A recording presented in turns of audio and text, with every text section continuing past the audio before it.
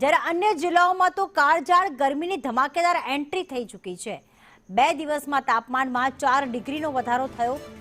9 શહેરોની વાત કરી કે જ્યાં પારો 35 ડિગ્રીને પાર થયો છે। અમદાવાદ શહેરમાં ગરમીનો આકરો મિજાજ અનુભવાયો હતો। અમદાવાદનું તાપમાન 35.4 ડિગ્રી નોંધાયું, તો ગાંધીનગરનું તાપમાન જે 30.8 ડિગ્રી હતું તે 4 ડિગ્રી વધી ગયું અને 34.8 ડિગ્રી નોંધાયું। બપોરના સમયે રસ્તાઓ પર સુમસામ ભાસી રહ્યા હતા।